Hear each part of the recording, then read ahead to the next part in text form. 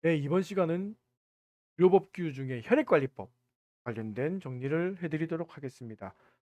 짧으니까 제가 짧게 할 수 있을지 모르겠지만 최대한 짧게 해서 정리를 해드리도록 할게요. 바로 역시나 혈액관리법도 이 혈액관리법의 저작권에 위반되기 때문에 이제 바로 법을 그대로 보겠습니다. 그래서 시행 혈액관리법, 그다음에 시행령, 시행규칙 다 같이 이제 이렇게 보아주시면 돼요. 첫 번째 목적. 이 목적에서 시험 문제가 나오고 있는데 혈액관리 업무와 관련돼 가지고 중요한 게 뭐냐? 수혈자와 헌혈자를 동시 보호입니다. 그래서 수혈자, 헌혈자 봉시하고 보호하고 똑같이 국민보건 항상의 이바지 이렇게 나옵니다. 수혈자와 헌혈자가 등장한다는 것. 2번 혈액관리법에서 꼭 시험 문제 등장하는 게 있어요. 정의. 이놈의 정의가 시험 문제 정말 많이 나오는데 반드시 외워두십시오. 일단 하나씩 합니다. 혈액이 뭔지 모르는 사람 없죠? 태어난 혈구와 혈장을 얘기합니다. 그래서 혈구, 혈장 얘기 다 들어가야 돼요. 두 번째, 혈액 관리 업무. 요거 시험 문제 여러분 모의고사에서 풀어봤죠? 다음 중 혈액 관리 업무에 속하는 것은 달달 외우십시오. 태열, 그다음에 혈액의 검사, 대조. 그러니까 쉽게 말해서 여러분 적혈구, 백혈, 그러니까 농축 적혈구, 그다음에 혈소판 제제 이런 거 만드는 거예요. 그다음에 보존, 그다음에 공급, 품질 관리. 그리고 블러드뱅크에서 편집 관리하는 것도 전부 다 혈액 관리 업무 안에 들어가요. 그래서 요 6개입니다. 체열, 그다음에 검사, 쉽게 말해서 체열한 혈액을 검사하는 걸 얘기합니다. 그다음에 제조, 그다음에 보존, 공급, 품질 관리. 외워두십시오. 자, 혈액원. 이 혈액원의 정의 굉장히 중요해요. 혈액원이 뭐냐라고 하면 혈액 관리 업무를 수행하기 위해서 허가를 받은 자를 얘기하는데 이게 사람이란 뜻이 아니라 쉽게 말해서 여러분 어떤 단체나 건물이란 얘기가 돼요. 그러니까 보통 혈액원이 될 수 있는 것은 병원이 될 수 있죠. 그러니까 사람이 아닙니다. 그죠? 그래서 어, 허가받은 자라고 하면은 굳이 얘기하자면은 시설과 건물을 합친 표현이죠. 자, 그리고 6조 사망이라고 하면은 보건복지부 장관입니다. 그래서 보건복지부 장관, 이건 적어놔야겠네요.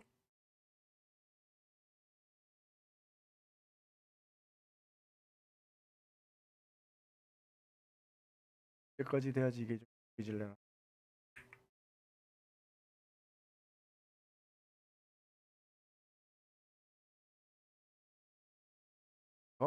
예. 이 사람이 누구냐? 보건복지부 장관이에요. 보건복지부 장관의 허가에 따라 허가를 받은 사람, 받은 사람이라고 하지 않고 시설과 건물을 혈액원이라고 부릅니다. 그래서 보통 우리가 혈액원이라고 하면 블러드뱅크를 운영하는 모든 큰 병원들이 있죠. 대형 병원. 여러분들이 수혈의학실이 있었던 병원이 다 혈액원이 되는 거예요. 자, 헌혈자란 중요한 거 있습니다. 무상으로 제공하는 사람입니다. 헌혈자가 돈 받으면 절대 안 됩니다. 헌혈자는 자기의 혈액을 혈액원에 무상 제공하는 사람이다. 부적격 혈액. 저 무상은 외워 놓으셔야 돼요. 부적격 혈액. 체열 시, 그 다음에 체열 후 이상이 발견된 혈액입니다. 보건복지부 용어로 정해요. 체열 시나 체열 후에 이상이 발견된 혈액. 말 그대로 그 안에 균이 나왔다거나, 간 기능이 수치가 높다거나 떨어졌다거나 막 그런 것들, 높다거나 이런 거 얘기하는 거죠. 체열 금지 대상이란 사람, 체열 금지 대상자. 자, 1번 감염병 환자 안 됩니다. 두 번째 약물 복용 환자 안 됩니다. 세 번째 건강 기준에 미달하는 사람 안 돼요. 다 보건복지부 기준으로 정해져 있습니다. 이거 외워야 돼요. 그다음에 특별 수용 부작용이란 수혈한 혈액 제제에 의해서 발생한 부작용이다. 이것도 보건복지부 용어로 딱 정해놨습니다. 이것도 나중에 외우셔야 돼요. 그리고 혈액 제제 나오네요. 여기 나오네요. 혈액 원에서 이 제조해서 만든 걸 얘기하는데 혈액 제조는 자 중요한 거 있습니다. 얘는 처음 등장하죠. 우리가 배운 모든 법 중에 약사법에 따라요. 그래서 혈액 제제는 어떤 법에 따라서 다룹니까? 혈액관리법이 아니라 약사법에 따른 의약품이다. 그리고 시험 문제 요거 여러분 모의고사에서 자주 풀어봤을 거예요. 다음 중 혈액 제제에 속하는 것은 전열, 농축적혈구, 순선동결혈장, 농축혈소판, 그 밖에 보건복지부 용어로 정하는 것은 돼 있는데 그 밖에가 뭐가 있느냐?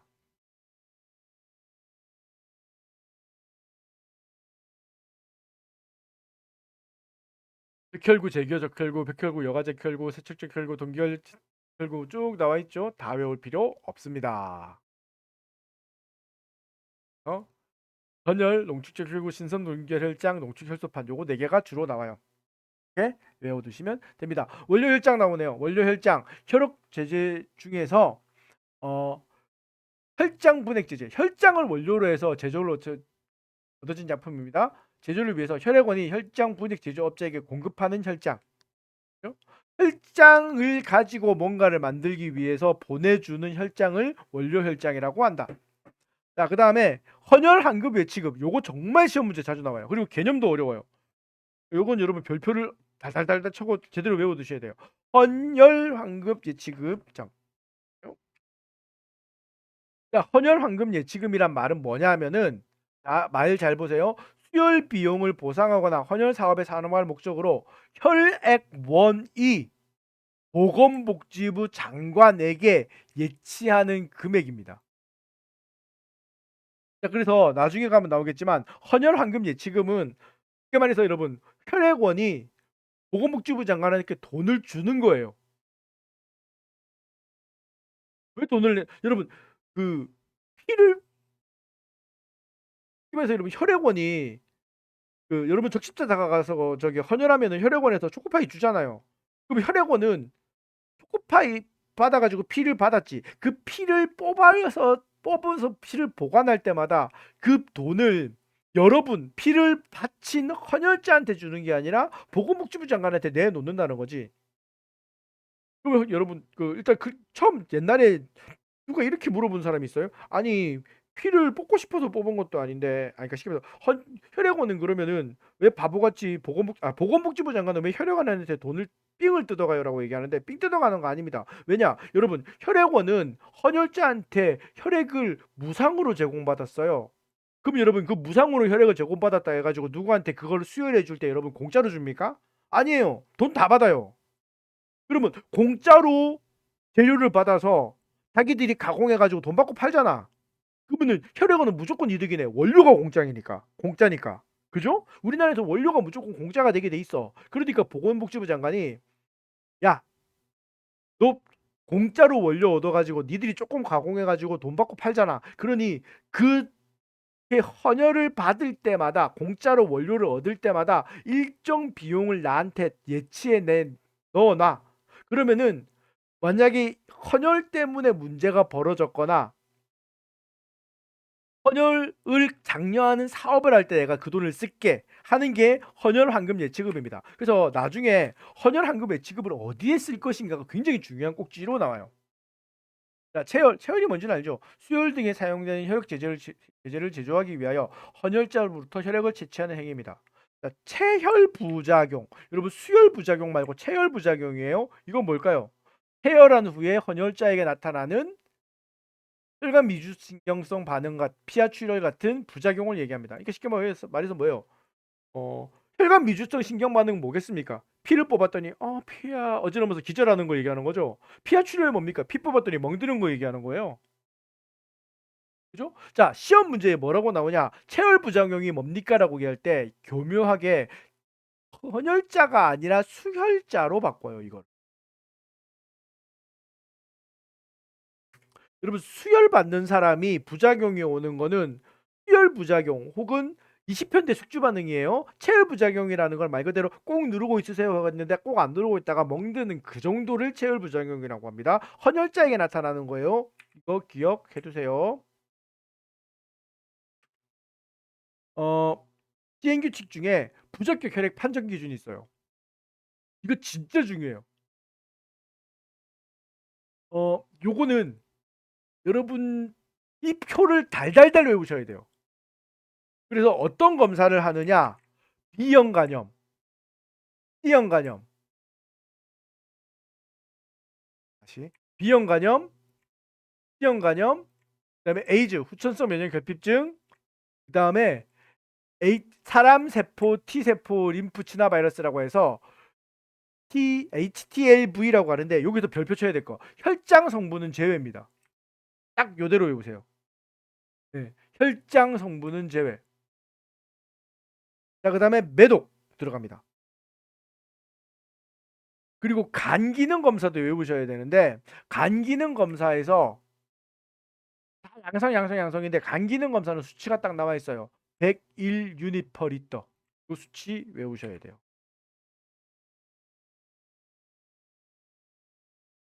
자, 그리고 B형 바이러스 함용 검사, C형 검사, 그다음에 HIV 검사, HTLV 검사의 방법은 요것도 줄그어 놓으세요. 최소한 소소 면역 측정법 2 이상의 감도를 가진 시험 방법에 따라야 한다. 요거는 외워 놓으셔야 돼요. 예. 부적격 혈액을 찾기 위해서 해야 되는 검사 하나, 둘, 셋, 넷, 다섯, 여섯 개. 그리고 HTLV는 혈장 성분 제외하고 그다음에 간 기능 검사는 정상치까지. 이것도 안 외우고 국시를 친다. 이러면은 양심 없는 거예요. 외워 두십시오. 다음에 다시 혈액관리법 넘어와서 시행규칙 2조의 2 체열 금지 대상자. 얘도 외워야 돼요. 별표 1-2인데 얘도 표를 외워야 돼요. 특히 뭘 외워야 되냐? 요거 건강진단 관련 요인. 요거 다 외우십시오. 남자 몸무게 50kg 미만, 여자 몸무게 45kg 미만. 네, 그래서 제가 맨날 여러분들 대면 수업을 하면 맨날 그 얘기를 하죠. 여자 몸무게가 45kg 넘으면은 그건 돼지 아니야? 라고 얘기하면은 발작 버튼이 떨어지죠. 어쨌든 40kg, 5kg이 안 되면은 전열 못 합니다. 체온이 37.5도 넘어가면 열나는 거죠. 안 됩니다. 수축 혈압이 120도 아니고 여러분 90밖에 안 된다. 100, 그 다음에 혹은 180에 넘어가는 고혈압이다. 안 됩니다. 이완기 혈압이 100, 여러분 이완기가 제일 중요하죠. 100 이상이면 안 됩니다. 맥박이 1분에 50 미만으로 뛰거나 100회 초과하면 안 됩니다. 요거 딱 그대로 외우십시오. 머릿속에. 자, 그 다음에 나머지는 중요한 거 없어요. 감염병과 관련돼 가지고는 쭉 잘 안 나오니까 쭉 빼고 진료와 관련돼 가지고 외우십시오. 임산부 안 됩니다. 그 다음에 분만했거나 유산한 지 6개월 이내인 사람 안 됩니다. 근데 요거 됩니다. 자기가 출생한 신생아한테 바로 주는 경우만 됩니다. 그 다음에 수혈하고 1년 지나지 않으면, 그러니까 1년에 수혈은 한 번밖에 안 됩니다. 근데 대신 요거는 줄거두세요. 혈장 성분은 조금 날짜가 줄어든다. 수혈. 그러니까 쉽게 해서 여러분 피를 받은 다음에 1년. 그리고 전열 채취에서는 8주니까 여러분 2개월이죠. 혈장은 보름. 그래서 옛날에 우리 학교는 어떻게 하는지 모르겠다. 인제대 같은 경우에는 제가 졸업한 인제대 같은 경우에는 그게 있었어요. 그 봉사활동 시간을 못 채우면 졸업을 아예 안 시켜줬거든요. 아예 안 시켜줬는데 봉사활동 시간을 급하게 채울 수 있는 유일한 방법이 헌혈이야. 근데 지금 졸업이 1개월밖에 안 남았는데 헌혈 한 번 하면 1시간인가 2시간 인정해 줬거든요. 근데 얘가 지금 8시간이 모자란 거야. 아니, 2시간인가 3시간인가 얼마가 모자란 거야. 그러니까 지금 피를 뽑아도 8주 있다가 피를 뽑아야 되잖아. 그 전에 이게 도저히 답이 안 나오는 거예요. 그러니까 어떻게 했다? 혈소판 체열을 했나? 백혈구 체열을 했나 해가지고 거의 한 3일마다 한 번씩 맞네. 이 단위 성분 혈소판 체열했나 보다. 혈소판 해가지고 3일마다 한 번 가서 4번 뽑아가지고 기어이 치운 사람이 있어요. 요거 외워 두시면 돼요. 그래서 혈소판 성분 체열 맞나 모르겠다. 하여튼 그래가지고 혈장 성분 체열 전열은 8주, 혈장 성분이나 혈소판은 14일. 그 다음에 단위 혈소판은 72시간 이렇게 해주고 병막이나 각막 이식 받은 사람도 안 됩니다. 상처 생겨요. 안 된다. 외워 두시면 됩니다. 빨리 갑니다. 혈액관리법 시행규칙 그대로 갈까요? 3조 특정수혈 부작용. 특정 수용 부작용이라 하면은 어떤 게 해당된다? 사망, 장애, 입원. 그다음에 바이러스 감염. 쉽게 말해서 여러분 수혈을 수혈 받았는데 에이즈 걸리는 사람 옛날에 있었죠. 요거 네 가지가 제일 주고요. 그다음에 의료기관장이 이거 부작용 같다. 쉽게 말해서 의사겠죠? 아, 의료기관의 장입니다. 요거 외우셔야 돼요. 특정 수혈 부작용을 판단 내릴 수 있는 사람은 누구냐? 혈액관리원장도 아니고 여러분 적십자 원장도 아니고 예, 보건복지부 장관도 아니고 그 의료기관 장입니다. 의료기관 장이 예, 부작용과 유사하다고 생각하면 특정 수혈 부작용이라고 부를 수 있다. 다음 중 특정 수혈 부작용에 해당되는 거 딱 보기가 5개죠. 외워놓으십시오. 이렇게 하시면 됩니다. 다시 혈액관리법으로 넘어갑니다. 자, 중요한 거. 혈액은 매매 금지입니다. 이게 예전에는 매혈이라고 그러고 보니까 매혈이 언제까지 몇 년도까지 있었지?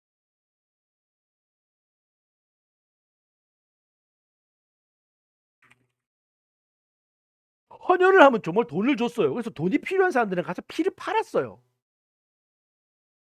99년밖에 그러니까 여러분 제가 예, 몇 년 안 됐잖아요. 99년이면 여러분 내가 76년생인 내가 나이 너무 많이 들어버렸나? 매혈이라는 게 있었어. 근데 지금은 완전 금지죠. 그래서 우리나라는 어떤 이유든 간에 금전, 제작, 그다음에 대가적 급부를 받기로 하고 혈액을 제공하면 안 된다. 헌혈 증서도 안 된다. 헌혈 증서도 돈 받고 팔면 안 된다. 공짜로만 줘야 된다. 참고로 별표 치시고요. 뭐라고 적으시면 될까요? 혈액을 누구에게 파는 행위? 5년 5천입니다. 안 됩니다. 헌혈 증서도 누구한테 돈 받고 팔면 안 됩니다. 여러분 당근에 헌혈 증서 올라오죠? 싹 다 잡아넣어야 됩니다. 금전, 재산상 이익, 그 밖에 대가적 급부를 받으면 안 된다. 다음에 중요한 거 없어요. 쭉 넘어갈게요. 쭉 넘어가서 6조 혈액 관리 업무 요거 나옵니다. 혈액 관리 업무 요거 자주 요건 별표를 한 10개 정도 쳐야겠네. 이거 중요하네. 중요한 거 나오네. 혈액 관리 업무. 혈액 관리 업무를 할 수 있는 사람은 어느 하대에 해당하는 자만이 할 수 있다. 그죠? 그러니까 여기에 해당하는 자 돼 있잖아요. 자만이 이 자가 혈액 관리 업무를 하는 것을 혈액원이라고 부른다고 생각하시면 돼요. 그죠? 근데 여기도 또 발표. 3호는 혈액 관리 수많은 업무 중에서 체열을 못 한대. 자, 그러니까 여러분 혈액 관리 업무라는 게 여러분 1조에 쭉 나와 있잖아요. 정의에 2조의 정의에 이 정의 중에 혈액 관리 업무가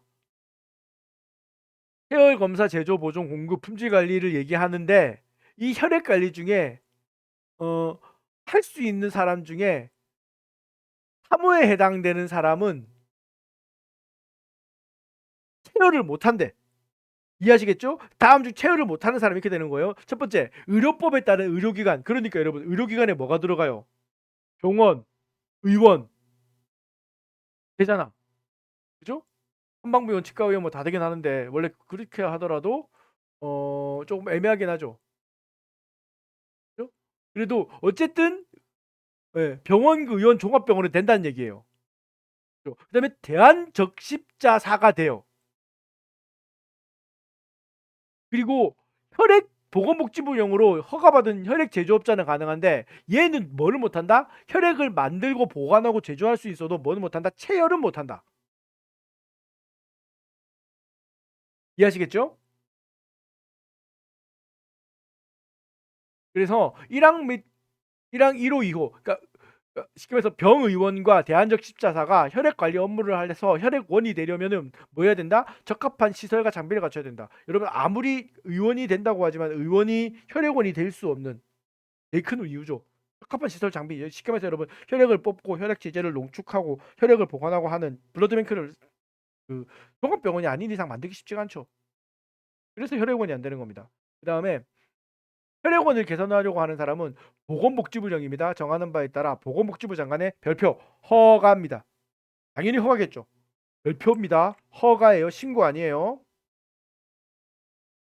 변경을 하려는 경우도 허가입니다.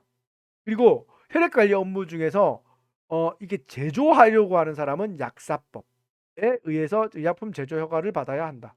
이 약사법이 드디어 등장합니다.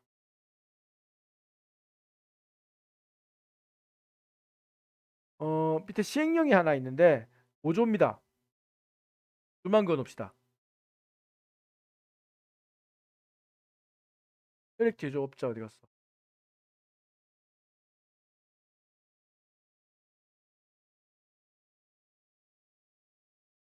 그리고 그냥 네, 몰라 잘 안 나오는 거니까 넘어갑시다.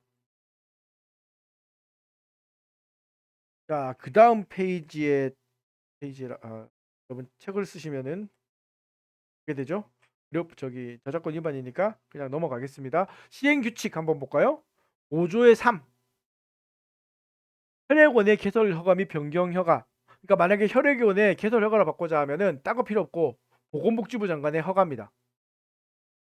그죠? 계속 나오는 내용이죠. 그럼 보건복지부 장관은 중요한 사항이 있습니다. 보건복지부 장관이 정하는 중요한 사항의 5가지. 요것도 알아는 두십시오. 이가 좀 많아요. 사실은 얘는 큰 의미가 없어요. 명칭 소재지 제조 관리자, 그러니까 제조 관리자를 정해야 돼요. 제조 관리자는 누군지 나중에 나옵니다. 그다음에 제조 물품, 그다음에 체열 시설 이런 것들을 알아야 한다.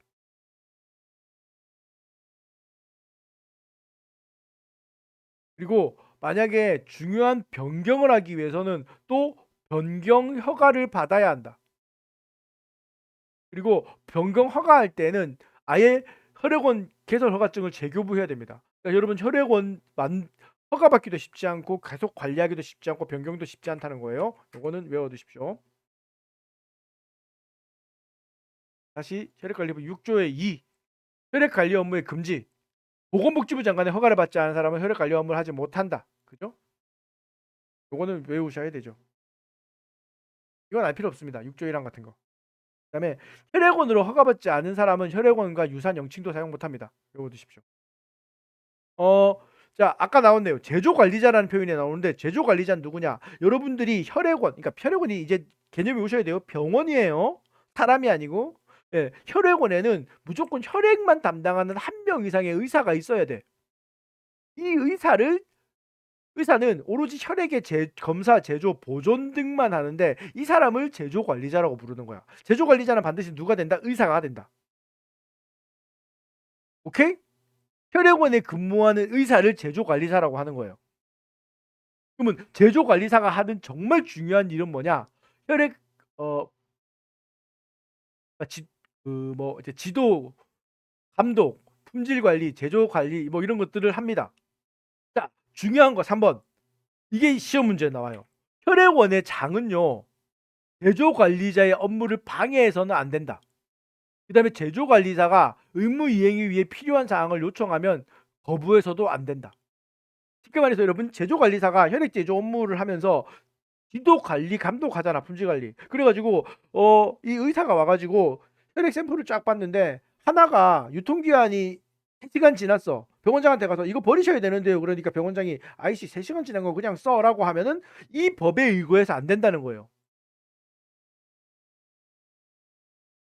그리고 갑자기 의사가 와가지고 저 죄송한데 그 블러드뱅크에 냉장고에 보관되어 있는 혈액 제가 검사 한번 해볼게요라고 하면 그거 나 관리가 안 됐는데 야 하지마 지금 안 하고 다음 주에 안 됩니다. 방해도 안 된다. 요 말입니다. 그래서 여러분이 하셔야 될 건 뭐다? 제조 관리자는 의사다. 혈액원에 휴업 쓴거 쉽게 말해서 여러분 병원이 휴업이나 폐업을 하게 됩니다. 어떻게 됩니까? 휴업, 폐업, 재개업을 할 때는 보건복지부 장관에게 요거는 신고 별표.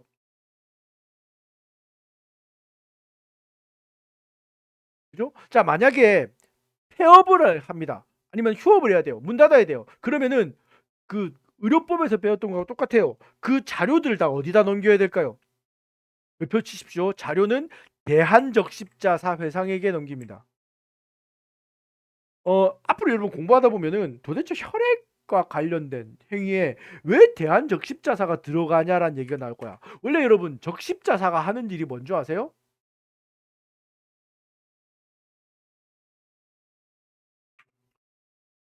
오늘 조금 얘기를 길게 할게요. 여러분 원래 적십자사는 그냥 재난 구호나 취약계층 지원 이런 사업들을 근데 아니 잠깐만 대한적십자사 말고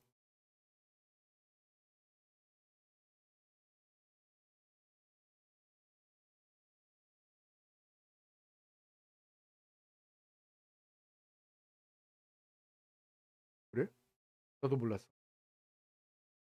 그러니까 우리나라는 혈액 사업을 대한적십자한테 넘겼어요. 근데 미국 같은 경우에는 그러니까 혈액을 하긴 하지만 혈액이 주가 아니라고. 그러니까 적십자사라는 거는 경영 말 그대로 그, 그 재난 구호하거나 사회봉사 복지활동 하는 곳이거든. 근데 이게 왜 이렇게 됐냐면은 우리나라에 그 나라가 이제 6.25 터지고 나라 그 이승만 대통령 난리 나고 막 하여튼 뭐 하고 나서 나라가 그래도 좀 나라 꼴을 갖추기 시작할 때쯤 됐던 시기가 이제 박정희 대통령 때거든요. 근데 박정희 대통령이 사실 엄밀히 따지면은 거의 반독재 비슷하게 했잖아요. 그러니까 대통령과 왕의 개념이 하나씩 섞여 있던 시절이었다고 그때가. 그러니까 대통령 시키면 하는 거였어요.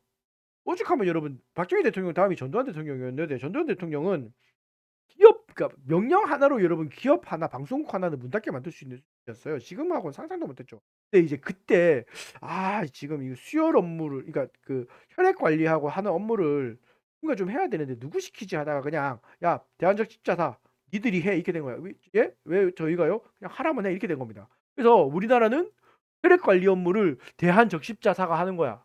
그러니까 혈액원에서 병원에서 건양대병원에서 혈액 관리 업무 하다가 갑자기 건양대병원 불이 나가지고 혈액을 관리 못해. 그 모든 자료를 누구한테 넘긴다? 적십자사 회장에게 넘긴다. 이거 별표. 우리나라는 휴폐업하는 혈액원의 자료를 대한적십자사 회장에게 위관합니다.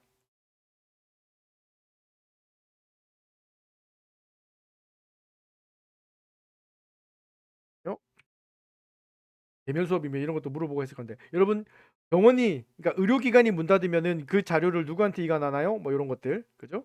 예, 마찬가지로 여러분 이관할 때 원래는 보건소에 이관해야 되는데 보건소 이관 못하면 안 하고 이 소중한 자료 제가 보관할게요 하면은 그 자료 기록물 관리 계획서 이런 거 내면 보관 관리할 수 있도록 해주잖아요. 마찬가지입니다. 이 관리 자료 우리가 그냥 보관할게요라고 기록물 그 보관 계획서를 제출하면은 지가 보관해도 됩니다. 자, 신원 확인 및 건강진단 2020년에 시험 문제 나왔어요. 혈액원은 보건복지부령으로 정하는 바에 따라 체열 전에 헌혈자에 대한 신원 확인 및 건강 진단을 해야 됩니다. 신원 확인은 나중에 시행령에 나오는데 시행령인가 규칙인가 모르겠다. 시행령에 나오는데 시행 규칙이겠네. 무조건 지 사진 들어가고 주민등록번호 들어가 있는 신분증. 그다음에 건강 진단은 항목이 또 따로 있어요. 어 그리고 이번 감염병 환자 건강 기준이 미달한 사람부터 체열하면 안 된다. 신원이 확실하지 않거나 신원 확인에 필요한 요구를 따르지 않은 사람은 체열을 하면 안 된다. 나머지는 별거 없습니다. 자, 한번 볼까요? 시행규칙 6조.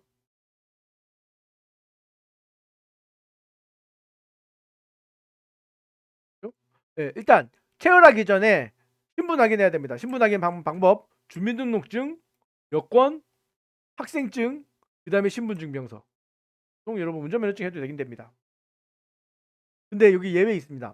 학생과 군인 같이 단체로 할 때는 다 일일이 확인하는 게 아니라 관리 감독자의 확인 선생님이나 부대장님이 이 사람들 다 맞아요라고 하면 끝라는 거죠. 2번 이거는 무조건 외워야 됩니다. 건강진단 헌혈하기 전에 해야 되는 체열 실시하기 전에 해야 되는 건강진단. 여러분 체열하고 나서 검사해야 되는 혈액이 정해져 있었죠 아까. A형 감염, B형 감염, B형 감염, C형 감염, 그다음 간 기능 검사니, HIV니 이런 것들. 그 전에 헤어를 하기 전에 여러분 그 헌혈해 보시면 아시겠지만 하는 무조건 해야 되는 검사가 있어요. 이거 외우십시오. 1번 과거의 헌혈 경력 및 헌혈 검사자의 체혈검 시스템. 옛날에 헌혈해 본 적 있으세요? 혹시 헌혈했다가 바꿔된 적 있으세요? 물어봐야 됩니다. 문진, 시진, 촉진. 문진은 만져보고 시진은 눈으로 보는 거고 촉진. 보통 이제 여러분 헌혈하러 가면은 어제 충분히 주무셨어요? 물을 많이 드셨어요? 이런 거 물어보죠. 그다음에 체온 재고 맥박제입니다. 체중 재야 돼요. 혈압 재죠.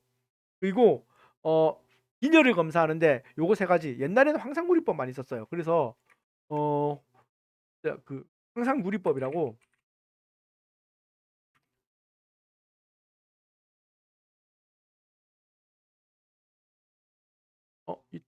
물통이 있는데.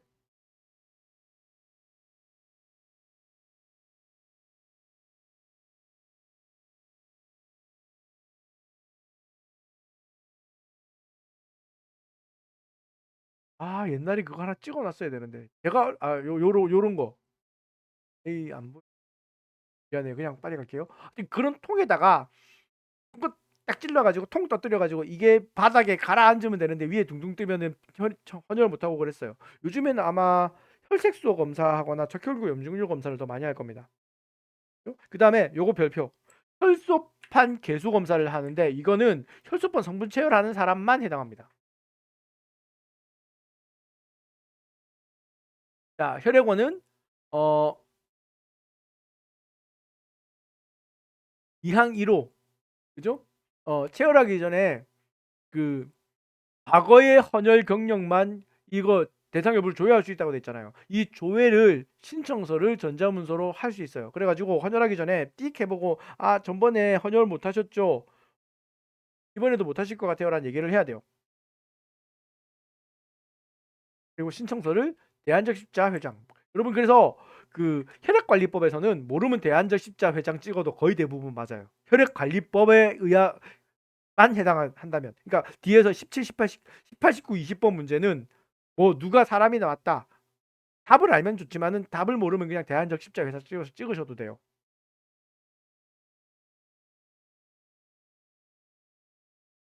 자, 그러면 혈액원이 과거의 헌혈 경력이랑 이거 이런 것들 조회할 수 있다고 돼 있잖아요. 옆에 밑에 빈 공간에다가 적으세요. 혈액원 등, 그러니까 대한적 십자사도 마찬가지겠죠. 이 제공받을 수 있는 정보의 범위 1. 감염병 환자, 그러니까 감염병이 있는지 여부. 그다음에 약물 복용자의 감염병 환자나 약물 복용자의 신적사항.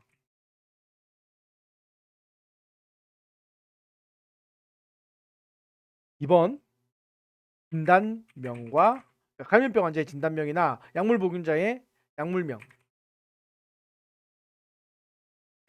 3번 진단받은 진단일 일과 처방전 볼 수 있습니다. 이것들을 제공받을 수 있다라고 생각하시면 돼요. 빨리 없앴나?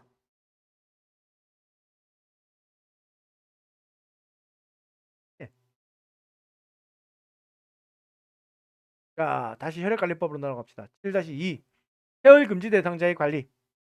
어, 보건복지부 장관입니다. 요거는 보건복지부 장관이에요. 별표. 예. 혈금지 대상자의 명부 작성 관리할 수 있는 조건은 사람은 어, 대한적 십자사 회장이 아니고 보건복지부 장관입니다. 혈액원은 체열금지 대상자한테 체열해서는 안 됩니다. 근데 솔직히 얘기해서 이 명부 작성 관리를 일반적으로는 대한적 십자사 회장에게 위탁해요. 네, 뭐 어쩌겠습니까?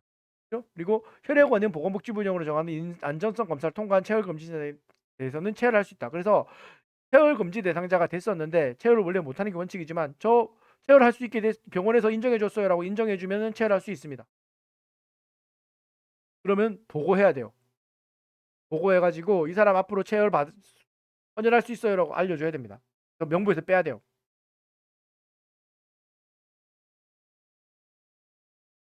그리고 이 비밀은 누설해서는 안 된다. 8조 중요한 거 나와요. 혈액 등의 안전성 확보. 요거 여러분 2020년, 2021년, 2022년, 2024년, 2024년 계속 시험 문제 나왔어요. 혈액은 다음 각호의 방법으로 혈액 및 혈액 제제의 적격 여부를 검사하고 결과를 확인해야 된다. 그래서 체열할 때, 그 다음에 헌혈 금지 약물의 복용 여부 확인해야 돼요. 그리고 혈액원에 관리 업무하는 자는 부적격 혈액을 발견했을 때는 폐기 처분해야 됩니다. 보건복지부 장관에 따라. 그리고 보건복지부 장관에게 보고해야 됩니다. 자, 폐기를 해야 되는데 예외가 하나 있습니다.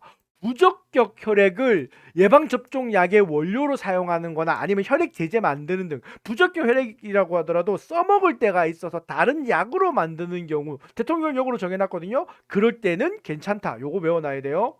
원래는 폐기 처분이 원칙이고 폐기하고 나서 보건복지부 장관에게 보고해야 되는데 부적격 혈액을 무슨 약으로 쓸 때는 원료로 쓸 때는 괜찮다. 그 다음에 혈액 제제의 적격 여부 판정 기준은 보건복지부령 요것도 달달달 외워놔야 되죠. 그리고 4번 부적격 혈액을 발견하였으나 그 혈액이 이미 의료기관에 출고된 경우에는 즉시 알리고 바로 폐기 처분하도록 조치를 해야 된다. 부적격 혈액인데 다른 병원으로 벌써 날라갔네? 바로 해야 됩니다. 부적격 혈액의 수혈 등으로 사고발 발생의 위험이 있거나 사고가 발생했을 때는 그 혈액을 수혈받은 사람에게 알려야 된다. 당연한 얘기죠. 그러니까 모든 것들 여러분 다 시험 문제 나올 수 있어요. 혈액은 헌혈자 및 그 혈액 검사에 관한 정보를 보건복지부 영어로 정하에 따라 보건복지부 장관에게 보고한다. 예. 그 사람 헌혈 받았어요라고 보고해야 됩니다. 그리고 보건복지부 장관은 이 정보를 다 시스템에 넣고 관리해야 됩니다. 나머지는 보건복지부 영어로 정해요. 요거 지금 옳은 것은 틀린 것으로 시험 문제 다 나오니까 8조는 다 외워두십시오. 생각보다 중요합니다. 이거를 시행령으로 한번 볼까요? 요거와 관련돼서 시행령을 한번 볼게요. 6조 부적격 혈액의 폐기 처분 예외. 아까 전부 다 예외 없이 부적격 혈액은 폐기 처분해야 되는데 언제 폐기 처분하지 않을 수 있다? 별표. 예방 접종약의 원료. 그다음에 의학 연구나 의료기기 개발했을 때. 마지막으로 혈액 제제나 의료기기 품질 관리 시험했을 때 세 가지입니다. 예외 외워두십시오. 자, 시행규칙 8조. 혈액원은 헌혈자로부터 헌혈을 체열할 때 지체 없이 뭐 해야 된다? 체열 받기 전에는 체열 받기 전에 뭐 항상 구리니 이런 검사 있죠. 요것도 해야 되고 혈액을 체열을 했을 때는 어떻게 해야 된다? 무조건 무슨 검사 해야 된다. 이건 다 외워라고 했죠. 반기능 검사, 수혈용으로 사용하는 혈액에 ALT, 그다음에 B, C, 매독, HIV, 그다음에 HTLV 이런 거 검사해야 된다.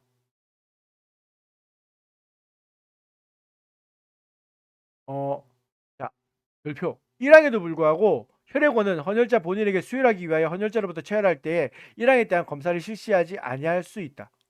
이게 무슨 말입니까? 요거 별표예요. 별표 치세요.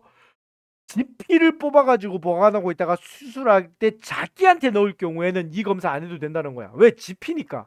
그런 경우 있죠. 이 사람이 수술을 3일 뒤에 해야 되는데 아니면 5일 뒤에 한 일주일 뒤에 해야 되는데 피가 분명히 많이 날 것 같은 수술이란 말이야. 그러면 에라. 원래 여러분 그 자기가 헌혈한 거는 24시간 내에 다 복구되니까 한 미리 일주일 전에 한 500ml 뽑아 놓읍시다. 뽑아 놓는 경우 있잖아요. 그 경우에는 이 검사 안 해도 된다는 거야. 어차피 지가 지피를 쓸 거니까.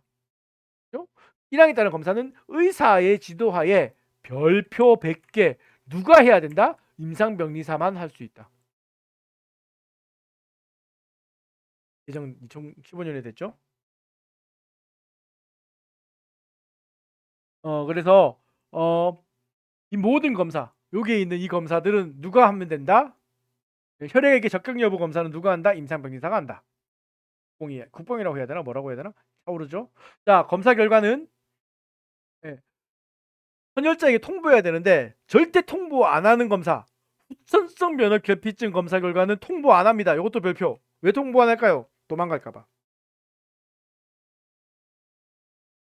옛날에 에이즈 걸렸다고 하면은 보통 여러분 에이즈가 성매매하는 사람들에게 우리나라 특히 많이 퍼져 있었잖아요. 근데 이 사람이 에이즈가 걸렸는데 걸린 게 확인이 돼 버리면은 자기가 그 성매매로 먹고 살 길이 막히거든.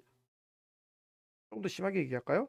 보통 여러분 성매매 업소에서 일하는 여성 중에서 에이즈 걸린 여성 중에서는 어, 경계성 지능이나 아예 저지능자들이 있는 경우가 있어요. 그럼 걔들을 호주라고 하는 나쁜 남자들이 끼고 일을 시키는 거야. 지가 지 몸 파는 게 아닌 거지. 근데 그러다가 에이즈에 걸렸다?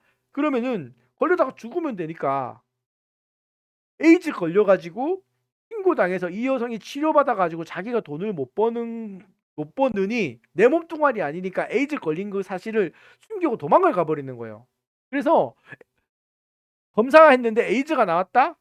그것 때문에 거의 당신 에이즈예요라는 얘기를 안 해줬어요. 그게 남아있는 겁니다. 그렇게 하시면 돼요. 넘어가겠습니다. 혈액관리법의 구조입니다. 혈액의 관리. 혈액원 등은 체열 시의 혈액량, 혈액관리 등의 적정 온도 등을 보건복지부령에 정하는 기준에 따라 혈액 관리 업무를 해야 된다. 그 다음에 줄거세요. 혈액원은 체열한 혈액을 안전하고 신속하게 공급하기 위하여 혈액 공급 차량을 운영할 수 있다. 그리고 앰뷸런스가 아니에요. 혈액만을 들고 나르는 자동차를 얘기하는 거예요. 요 모든 형태는 보건복지부령으로 정합니다. 시행 규칙 한번 또 볼까요? 혈액 관리 업무 12조.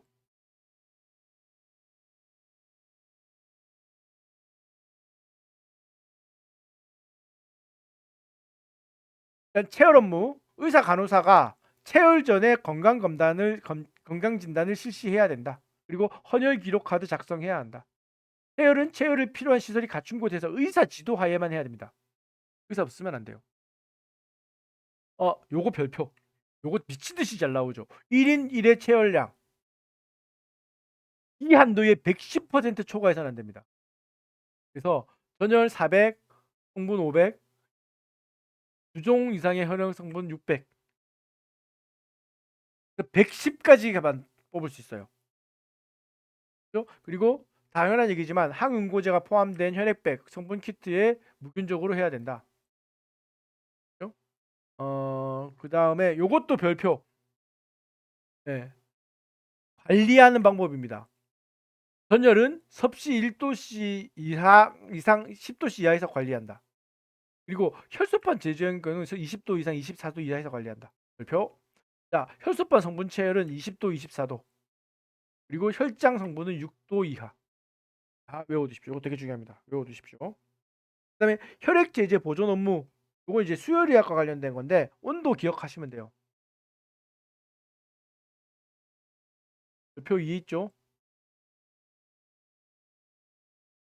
근데 전열하고 농축 적혈구 요 정도만 알려도 되겠죠. 전열, 농축 적혈구, 신선 동결 혈장, 농축 혈소판 요거 4개만 알아두셔도 돼요. 그럼 이제 전열하고 농축 적혈구, 동결 혈장 요거 3개죠. 어떻게 보존하는지 알아두시면 됩니다.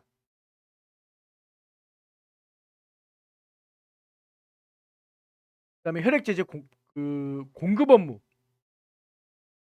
기본적으로 요거 외워두세요. 혈액원이 혈액 제제를 누구한테 그러니까 공급했다 식급했다 누구한테 수혈을 할 때는 혈액 제제 운송 및 수령 확인서 2부를 씁니다. 쉽게 말해서 여러분 적십자회사에서 어느 병원에게 피를 보냈단 말이야. 혹은 건양대병원에 수혈 블러드뱅크 있는지 모르겠네. 충남대병원에 당연히 있겠죠. 만약에 그 충남대병원 근처에 있는 무슨 정형외과에서 수술을 하다가 큰 사고가 나가지고 피가 필요해. 그럼 충남대병원 빨리 피를 한 편 보내주세요 하고 신고한단 말이야. 그러면은 그 충남대병원에서 보관하고 있는 피를 가지고 갈 때 수령 확인서를 2개를 만드는 거예요. 2개를 만들어 가지고 한 분은 충남대병원에서 별표 3년, 한 분은 피 받은 사람한테 줘가지고 3년 동안 보관하게 하십시오. 자, 3년 외워두십시오. 부지감 일리 업무 이것도 외우셔야 됩니다. 이 모든 업무를 할 때 보건복지부 장관이 고시한 업무와 관리의 규정을 준수해야 된다. 여기도 대한적 십자사 회장이 아니고 보건복지부 장관입니다. 복지관리 업무는 누가 고시한다? 보건복지부 장관이 고시한다. 외워두십시오. 그 다음에도 한동안은 중요한 거 없고요. 10조. 혈액관리법 10조.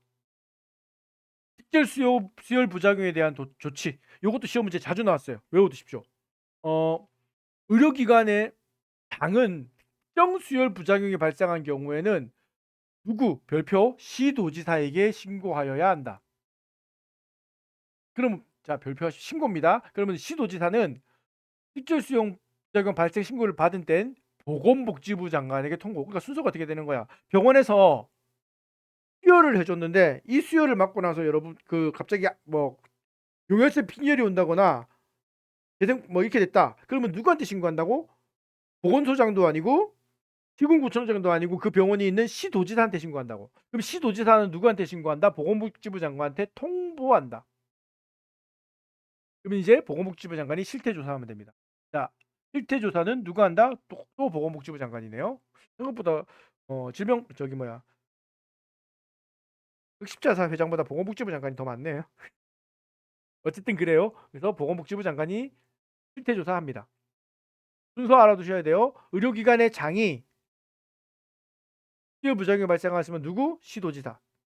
신고. 그럼 시도지사는 보건복지부 장관에게 통보. 넣어주십시오.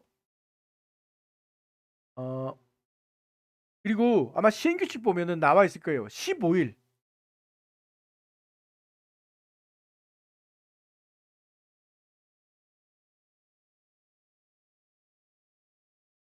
부작용이 신고겠죠. 15일 이내. 그래가지고 원칙적으로 얘기하면은 발생하게 되면은 의료기관 소재지의 보건소장을 거쳐서 예, 시도지사에게 간다. 보건소 거칩니다. 엄밀히 따지면 예 저기 뭐야 시행 규칙으로 따지면 자 요거 중요합니다. 요거 진짜 자주 나와요. 아 이거 여러분 뭐 아니 자주 나오는 걸 떠나가지고 모르면 못 풀어요. 특정 수혈 부작용 및 체열 부작용의 보상 별표 한 10개 정도 치십시오.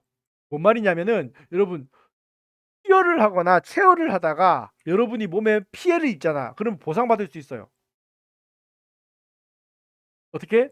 헌혈이 원인이 돼서 질병이 발생하거나 사망한 체혈 부작용자. 여러분 수혈 부작용자 말고 체혈 부작용자. 여러분 피 뽑다가 죽으면은 보상금 받을 수 있어요. 왜? 여러분 피를 공짜로 뽑으니까. 그리고 피 뽑다가 병 생기잖아. 보상금 받을 수 있어요. 무슨 병이 생기겠어요라고 하지만 여러분 사람이 모르는 거잖아요. 그죠? 그다음에 혈액원이 직접 공급한 혈액이 이 혈액이 원인이 돼서 질병이 발생하거나 사망한 수혈 부작용자. 그러니까 피를 받았어. 근데 내 원래 병이 아니라 이 피가 문제가 돼가지고 질병이 생기면은 보상금 해줘야 됩니다. 그러니까 예, 피를 뽑았기 때문에 생긴 혈 부작용자와 피가 잘못된 피를 받아서 원인이 된 사람은 보상을 받을 수 있다는 거야. 그죠? 자, 보상금의 원칙입니다. 보상금 심의위원회가 보상금을 줘요. 그럼 이 보상금이 내 마음에 들 수도 있고 내가 생각한 돈보다 클 수도 있고 작을 수도 있잖아. 그죠? 어쨌든 보상금이 결정이 되면은 이걸 혈액원에 통보를 하거든. 근데 그러면 보상금이 얼마로 나왔어. 그럼 이 보상금을 지급하지 않을 수 있는 경우가 있습니다. 두 가지예요. 16년에 신설됐는데 뭐냐? 1번 체열 부작용이 수혈 부작용 말고요. 체열 부작용. 그죠? 이게 본인의 과실로 발생했으면은 보상금 안 줘요. 무슨 말이냐? 제일 대표적인 체열 부작용이 뭡니까? 멍드는 거죠. 근데 분명히 간호사 그러니까 임상병리사 선생님이 체열하고 나서 5분간 꾹 누르고 계세요라고 했는데 5분간 안 누르고 계셨어. 그래가지고 팔에 혈관이 터졌네. 이거는 체열하신 분이 문제야. 체열을 당할 때 말 안 듣는 사람의 문제야. 말 안 듣는 사람 문제잖아. 이런 사람한테는 자기의 고의나 중대 과실이니까 돈 줄 필요 없다는 거야. 당연한 얘기죠. 2번이 헷갈립니다. 이거 뭔 말이냐? 체열 부작용이라고 결정 났어. 근데 그 가족이나 그 보상금 얼마 드릴게요라고 했는데 뭐 이거밖에 안 준다고 내가 팔에 이렇게 멍이 들었는데라고 하면서 나 이 돈 못 받아 이러면서 병원을 상대로 손해배상 청구 소송을 건단 말이에요. 그러면은 여러분 손해보상 청구 소송 되면은 이 돈이 올라갈지 내려갈지 어떻게 알아? 그러니까 보험금을 안 주는 거예요. 두 가지 경우 알겠죠? 세 번째, 얘들이 진짜 자주 나옵니다. 보험금을 지급할 수 있는 범위 6개. 외우십시오. 네.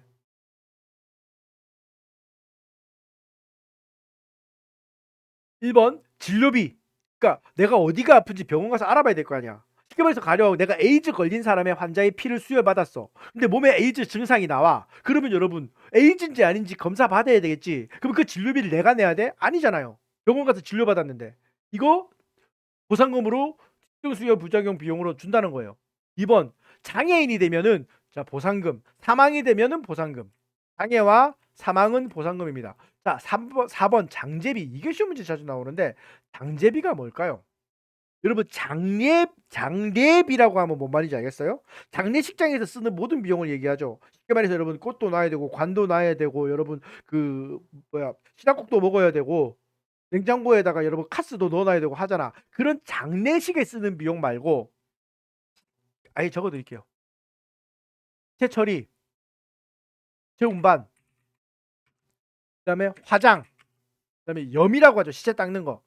이런 거에 쓰는 비용만 얘기할 때를 장제비라고 해요. 그래서 시체를 소독하고 그러니까 시체에 옷 입히고 이런 거 말고 시체 소독하고 시체를 어디 보내고 화장하고 드는 비용은 내줄 수 있다. 그 다음에 소독비 해준다. 그 다음에 위자료. 특히 위자료가 중요한 건 뭡니까? 혈액 공급 과정에서 혈액원에 과실이 없을 경우에는 위자료만 지급한다는 거예요. 외우셔야 돼요. 요거 자주 나옵니다. 정말 자주 나와요. 자, 그 다음에 여기서 살짝 뭐가 들어가냐? 보험금 산정 필요한 사항이 보건복지부령으로 나오거든요. 자, 보건복지부령을 볼까요?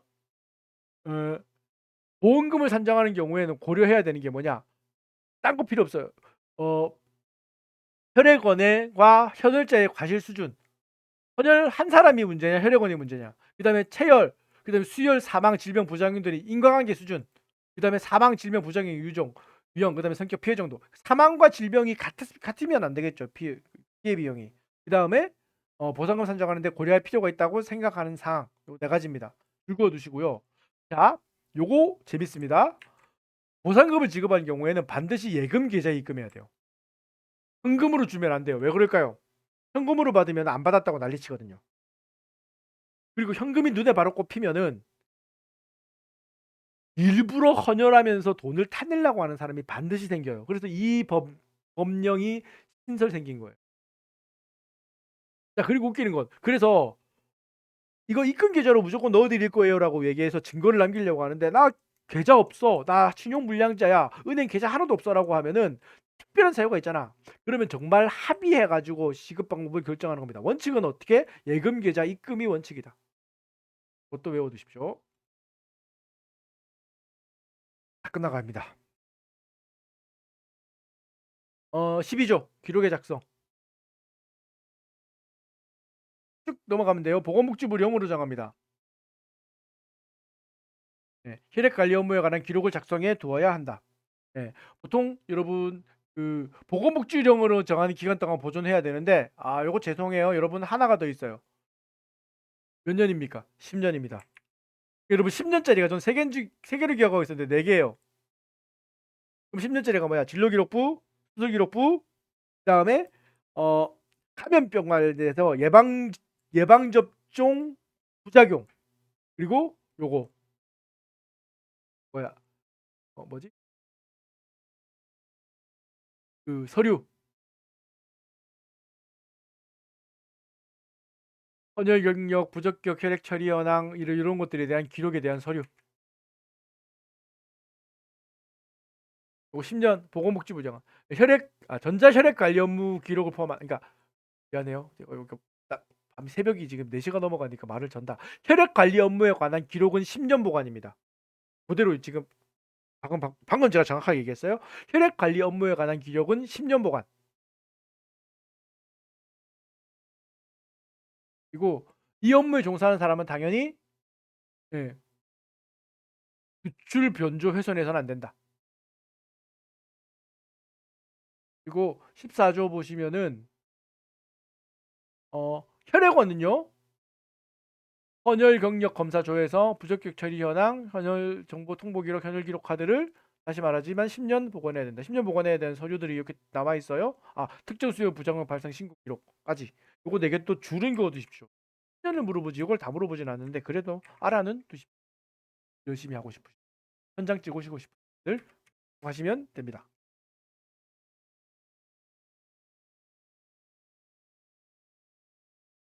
거의 다 끝난 것 같은데, 헌혈 증서 남았다. 헌혈 증서. 그죠? 혈액원이 헌혈자로부터 헌혈받았을 때는 반드시 헌혈 증서를 발급하여야 한답니다. 그리고 못 쓰게 돼도 재발급 받을 수 있어요. 반드시 줘야 돼요. 그리고 헌혈자는 헌혈 증서를 제출하면 혈액 제제를 무상으로 수혈받을 수 있어요. 그러니까 여러분, 헌혈한 사람이 헌혈 증서를 혈액원에 주잖아. 그러면 혈액 값은 공짜로 받을 수 있어요. 그럼 대신에 수혈할 때 그 의사가 주사 놔주고 바늘 놔주고 하는 비용이 있죠. 그 비용은 발생해요. 그러니까 사실은 생각보다 피값은 그렇게 비싸잖아. 그러니까 헌혈 증서가 있다고 해가지고 뭐 그렇게까지 돈이 많이 디스카운트 되고 있진 하고 하진 않아요. 하지만 그래도 돈을 무상으로 받을 수 있다. 그리고 요때 정당한 이유 없이 거부 못합니다. 저 헌혈 증서 있는데 돈 빼주세요라고 하면 아이씨 10장 모아 오셔야죠. 라고 못합니다. 무슨 쿠폰도 아니고. 그죠? 자, 그러면은 헌혈 증서를 혈액 수혈한 기관에서 받았어. 손해 날 거 아니야. 그럼 그 돈은 누구한테 얘기한다? 아까 얘기한 거 있죠. 헌혈 환급 적립금. 요거를 써먹으면 된다. 이거를 빼먹을 뻔했네. 헌혈 환급 적립금. 이거 여러분, 요것도 별표. 요것도 여러분 한 2년, 3년 계속 연속. 작년에도 시험 문제 나왔어요. 별표 치세요. 혈액원이 헌혈자로부터 헌혈을 받았을 때 방금 얘기했죠. 혈액원이 무상으로 피를 주는 헌혈자로부터 피를 받으면은 피를 받는 순간 여러분 공짜로 피가 생겼잖아. 내가 팔아먹을 수 있는 피를 공짜로 받았잖아. 그러면은 어느 정도의 돈을 보건복지부 영어로 정하는 바에 따라 보건복지부 장관에 이게 내놔야 된다고. 이해가요?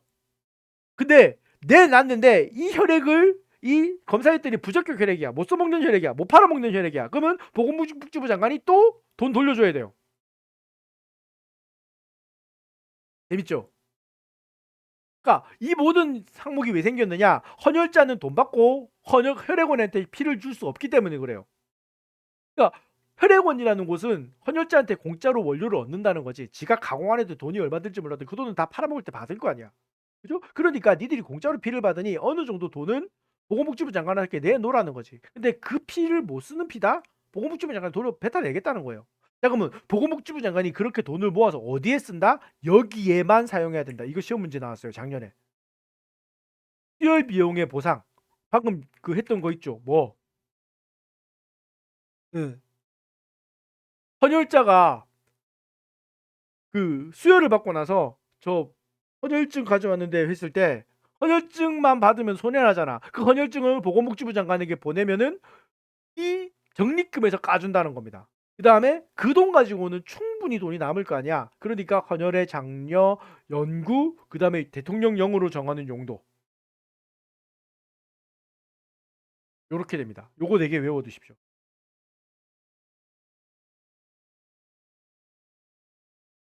특정 부정랑 그 다음에 혈액원 전산에 대한 지원. 요거 2개인데 요거까지는 외울 필요 없어요. 요거 4개는 외워두십시오. 나머지는 큰 의미 없고 권한의 위 및 위탁.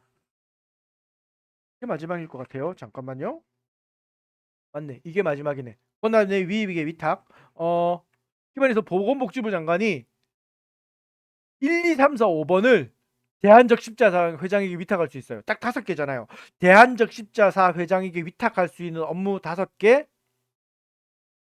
요겁니다. 명부 작성, 관리 통지, 그 다음에 혈액 정보 관리, 그 다음에 보상, 헌혈 예치급 수납, 적립금 조성.